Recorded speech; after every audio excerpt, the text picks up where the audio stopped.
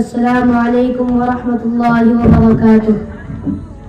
الحمد للہ رب العالمین والصلاة والسلام على اشرف المرسلین وعلى آلہ واصحابہ اجمعین. اما بعد فاعوذ باللہ من الشیطان الرجیم. بسم اللہ الرحمن الرحیم. ویل لکل ہمزۃ لمزہ الذي جمع مالا وعددا. صدق اللہ العظیم. محترم حضرات و موقر اساتذہ کرام و مہمانان عظام، میں آپ لوگوں کا شکر گزار ہوں کہ آپ لوگوں نے لب کشاہی کا موقع دیا. خداوند قدوس کے دربار عالی میں دعا فرمائیے کہ اللہ تعالیٰ صحیح بات کہنے کی توفیق بخشے.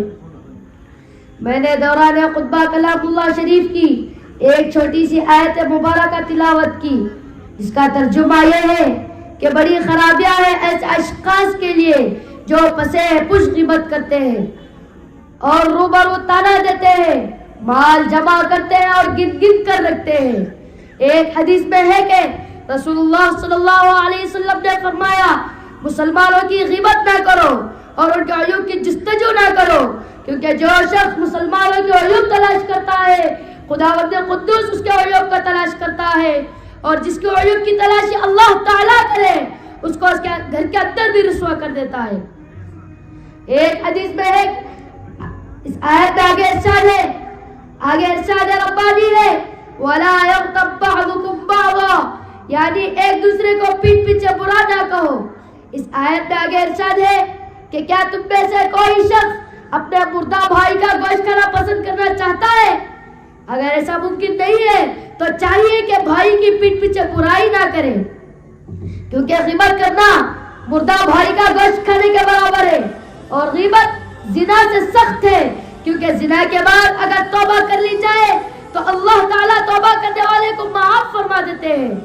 لیکن غیبت ایسی چیز ہے توبہ سے بھی معاف نہیں ہوتی جب تک کہ جس کی غیبت کی جا رہی تھی وہ معاف نہ کرے. میرے دوستو، مفسرین اکرام فرماتے ہیں کہ جو آدمی سامنے ہو اور اس کی غیبت کی جائے تو اس کو کس قدر تکلیف ہوگی، اسی طرح تکلیف ہوگی جس طرح زندہ انسان کا گوشت نوچ کر کھایا جائے.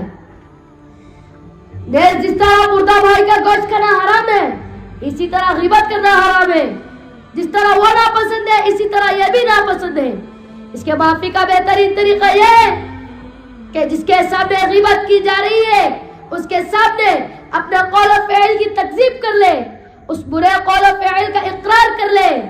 اور ایسا نہیں کیا تو ایک اور راستہ کھلا ہے کہ اس کے مرنے کے بعد اس کے لیے دعائے مغفرت کرے اور اپنے کیے ہوئے فعل پر نادم ہو اور توبہ کرے.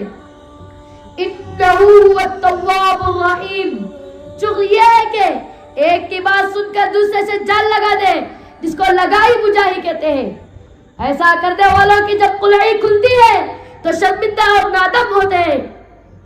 اللہ تعالیٰ کے بندوں میں سے سب سے زیادہ بری خصلت والا وہ ہے جو چغلی کرتا ہے، بھائیوں میں فتنہ و فساد ڈالتا ہے، ہزاروں لوگوں کی جانیں جاتی ہے، لاکھوں روپے خرچ ہوتے ہیں.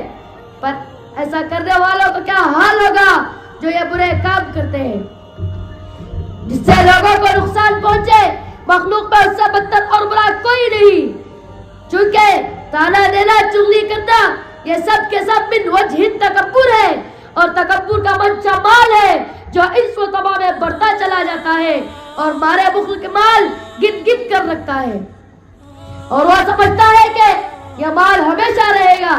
یہ اسے معلوم نہیں کہ دنیا کی زندگی ایک خواب کی طرح ہے، کب یہ ختم ہو جائے گی اس کا کوئی بھروسہ نہیں. سامان 100 برس کا ہے پر کی خبر نہیں. ایسے لوگوں کے لیے بڑا دردناک عذاب ہے. اس کی رپٹ بدن کو لگتی ہے اور دلوں تک پہنچ جاتی ہے، پھر دلوں سے لگ کر تمام جسم میں علول ہو جاتی ہے. پھر یہ لوگ تمنا کریں گے کہ موت آ جائے تاکہ عذابت الہی سے نجات مل جائے، اور ایسا ہونا ممکن ہی نہیں، بلکہ برائے نام بھی تخفیف نہیں ہو سکتی. لیکن مسلم اور غیر مسلم کے عذابات میں زمین و آسمان کا فرق ہے. چونکہ اہل ایمان کو جہنم میں اس لیے داخل کیا جائے گا تاکہ وہ گناہوں سے مبرہ و منزہ ہو جائے. اور کفار و مشرکین کو عذاب ہمیشہ ہمیشہ کے لیے دیا جائے گا. میرے محترم بزرگوں، جو شخص مسلسل گناہوں کا انتخاب کرے گا خداوند قدوس اسے اہل جنت میں شمار نہیں کرتا ہے، بلکہ اسے جہنم میں ڈال دیا جائے گا اور مزید جہنم کا دروازہ بند کر دیا جائے گا اور مزہ چکھتا رہے گا. بہرحال ایسے دردناک عذاب و وعیدوں سے بچنے کے لیے ایک شرط ہے، وہ یہ ہے کہ ہماری زندگی اللہ اور اس کے رسول صلی اللہ علیہ وسلم کے تعلیمات کے مطابق ہو جائے، اور جن جن برائیوں سے اللہ اور اس کے رسول نے منع فرمایا ہے اسے کرنے سے بچے رہے. اللہ تعالیٰ ہم لوگوں کو غیبت و چغلخوری کی لعنت سے نجات دے. وما علینا الا البلاغ.